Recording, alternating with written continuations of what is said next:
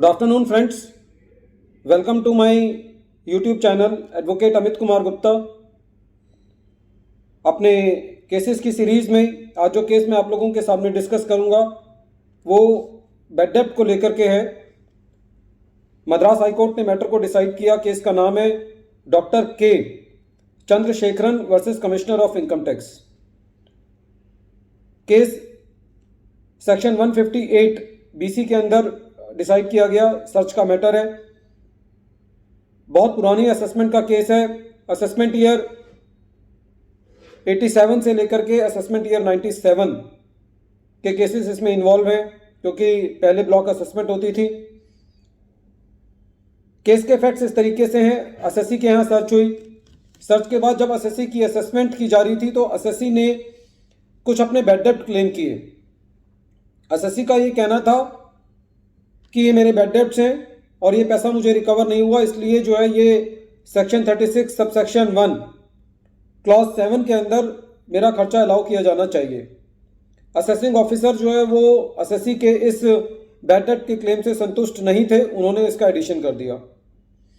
Assessee CIT appeal के पास गया। CIT appeal के पास जब असेसी था तो असेसी ने अपना एक और एडिशनल ग्राउंड ये लिया, एक एडिशनल प्ली ये ली कि साहब आपको यदि ऐसा लगता है कि ये बैड डेब्ट नहीं है तो ये मेरा ट्रेडिंग लॉस भी आप इसको ट्रीट कर सकते हो। असेसी ने किसी को एडवांस दिया हुआ था, किसी पार्टी को अपने बिजनेस के पर्पस के लिए। उस टाइम रिवर्ट बैक का ऑप्शन था। CIT अपील भी असेसी को रिवर्ट बैक कर सकते थे, तो उन्होंने असेसी के पास फाइल दोबारा असेसिंग ऑफिसर के पास फाइल भेजी और असेसिंग ऑफिसर ने इसको ट्रेडिंग लॉस के तहत भी फिट नहीं पाया और असेसी की एडिशन को बरकरार रखा। CIT अपील ने और ट्रिब्यूनल ने असेसिंग ऑफिसर की एडिशन को अपील रखा। ट्रिब्यूनल की एक और फाइंडिंग थी कि जो असेसी ने लोन दिया था वो 11 जून 1996 को दिया था और जो असेसी के यहाँ सर्च हो गई थी, जो ब्लॉक पीरियड था वो 22 दिसंबर 1997 को पूरा हो रहा था।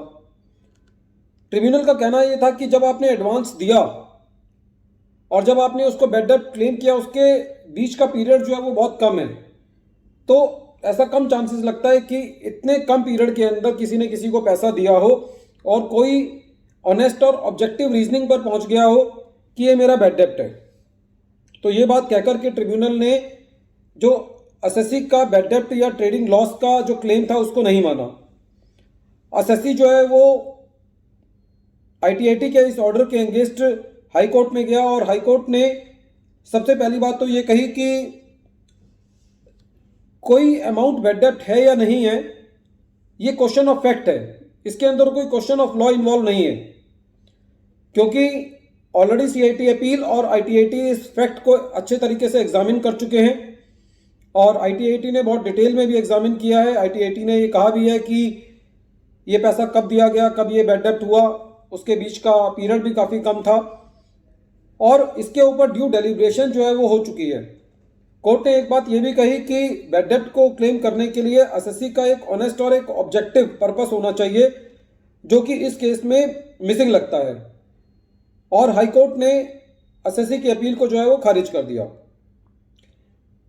मेरिट पे तो असेसी इस मैटर पे पहले ही CIT अपील और ITAT पे अपना केस लूज कर चुका था, लेकिन इस केस में हाई कोर्ट ने भी असेसी की अपील को खारिज ये कहते हुए कर दिया कि whether an amount is a bad debt or not, it is a question of fact and it is not to be looked after by the high court. So in this case the assessee lost his appeal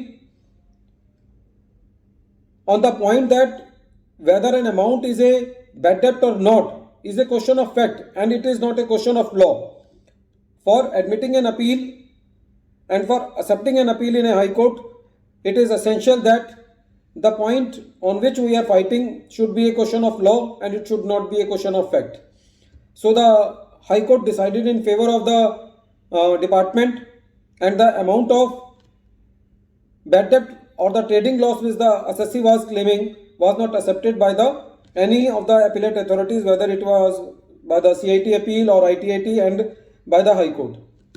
Friends, इस question का एक थोड़ा सा take away, इस case का एक take away ये भी लगता है कि कोर्ट ने इस बात को भी काफ़ी तवज्जो दी कि जब एसएससी ने लोन दिया और वो बैड डेप्ट हुआ तो उसके बीच में गैप ज़्यादा नहीं था.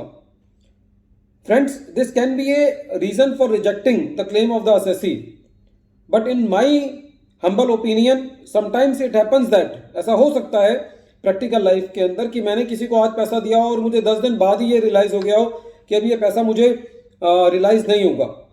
सो the time frame is important, but in every case, but as a thumb rule it can not be said that कि the period between the loan given and claiming it is bad डेप्ट is no denying the fact is a important factor, but it cannot be a conclusive factor in determining whether an amount is a bad debt or not.